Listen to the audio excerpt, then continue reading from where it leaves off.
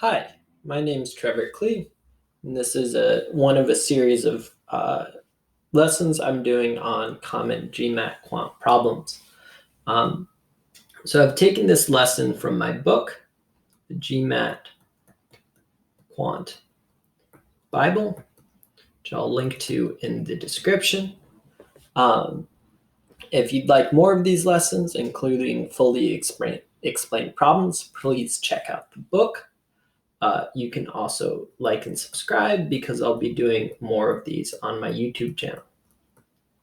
All right, with that being said, let's go on into work problems. So work problems are reasonably common on GMAT Quant. I'd say you'll probably get maybe 3-4 of them per test. And so how to recognize work problems is whenever it asks about like tasks or machines or pumps, it's a work problem. They're pretty closely related to like distance rate problems because they both involve rate, but work problems sort of don't ever focus on like how far someone's going or how fast they're going. So it makes them slightly different, and it makes our tactics for solving them slightly different.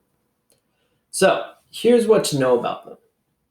So first of all, work problems are closely related to rate problems. The equation is total work equals work rate times time, right? As with rate, work has to be in the same units all the way through. So hours. All right. So very straightforward. If it takes a man 2 hours to paint a birdhouse, then in 4 hours he can paint his total work. Total work is rate times time. So one birdhouse per 2 hours times 4 hours is 2 birdhouses, right? Work rate times time, 1/2 times 4. Cool, reasonably straightforward. So one big difference between work and distance is we're frequently adding things or people working together. Machines working together, people working together, pumps working together. So whenever we try to add rates together, we need to get their rates over the same unit, right? So if it's over hours, it has to be over hours. So minutes has to be over minutes. So classic example, if machine A completes 1 task in 3 hours, machine B completes 2 tasks in 5 hours, then together they can complete. I add their rates together. 1/3 plus 2/5, 11/50. So they can complete 11 tasks in 15 hours, or 11, let me make that a little more clear, 11/15ths of a task per hour. Or I can say they take 15/11 hours per task. So it always goes both ways. 11/15ths of a task per hour, or 15/11 hours per task. So important takeaways here. To add rates, get them over the same unit. Any work rate can be flipped upside down. So let's talk about how to approach some work problems. So these are some actual GMAT problems involving work. So starting with this one, each machine at a toy factory assembles a certain kind of toy at a constant rate of 1 toy per 3 minutes. If 40% of the machines are replaced by new machines that assemble this kind of toy at a constant rate of 1 toy per 2 minutes, what's the percent increase in the number of toys assembled in 1 hour by all the machines? So, old machine does 1 toy per 3 minutes, right? And then how do I get that into total amount of toys assembled? I simply multiply by 60 minutes. Right? Rate times time. 3 goes into 60, 20 times. So I get 20 minutes cross out, 20 toys. Easy enough. All right. Let's decrease my size of this a little bit. All right. Now my new is going to be, I have 40% doing one toy per 3 minutes. Or sorry, I have 60% doing one toy per 3 minutes, and I have 40% doing one toy per 2 minutes. So I can think of this as something like, if I have, let's say before I had 10 old machines, so 10 old machines all working at 20 toys per hour. So I got a total of 200 toys. Now I still have 10, but now I have 6 machines doing 1 per 3, so 20 toys per hour, right? And I have 4 machines doing 1 over 2 times 60 equals 30 toys per hour. So I have 6 machines doing 20 toys per hour, 4 machines doing 30 toys per hour. So this is going to be 6 times 20 plus 4 times 30 equals 120 plus 120 is 240. So I'm almost done, but now I want percent increase.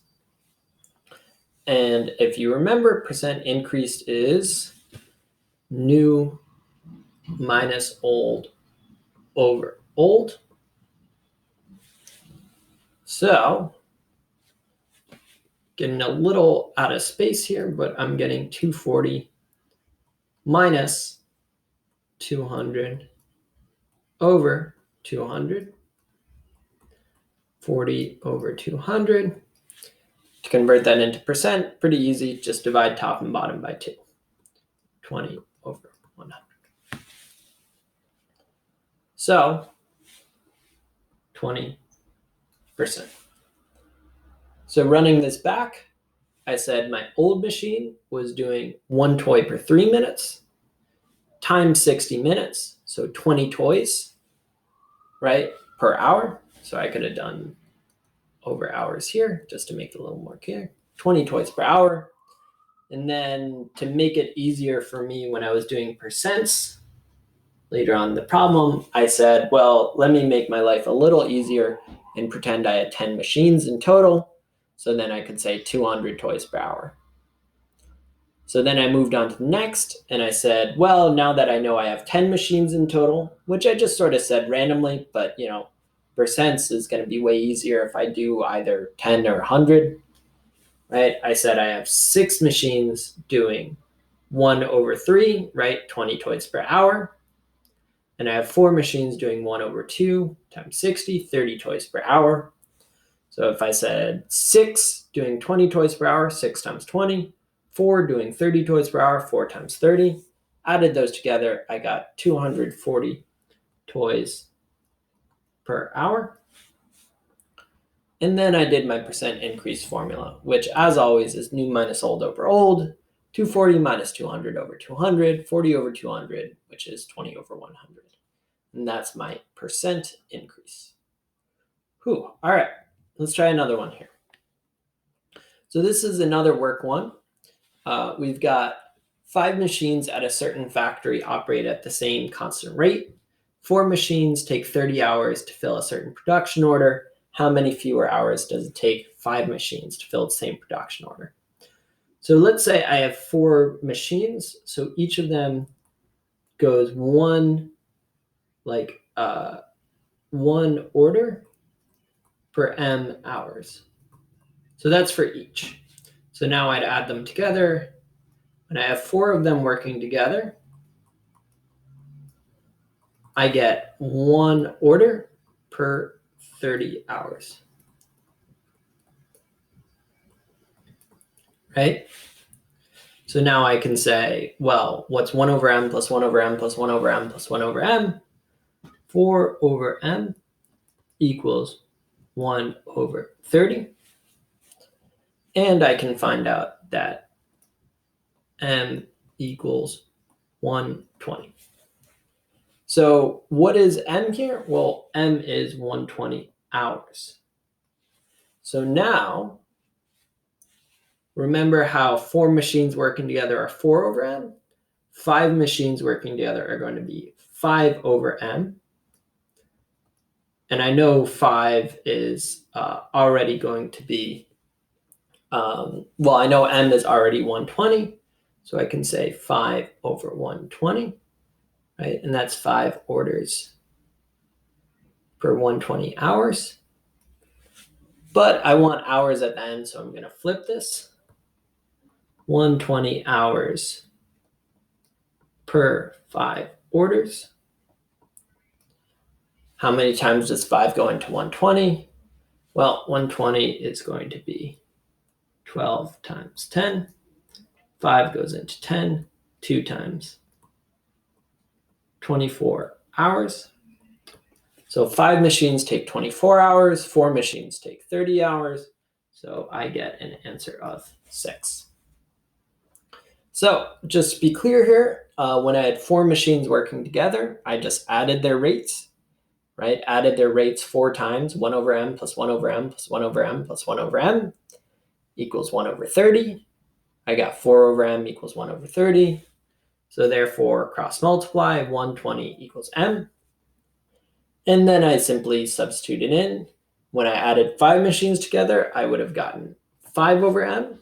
So I would have gotten 5 over 120. Flip it, 120 over 5, 24 hours. All right, so that's pretty much it for work. So again, if you want more lessons like this, including fully explained original practice problems, please get my book, which you can find on gumroad.com/Trevor Klee, and also please like and subscribe. Thank you very much.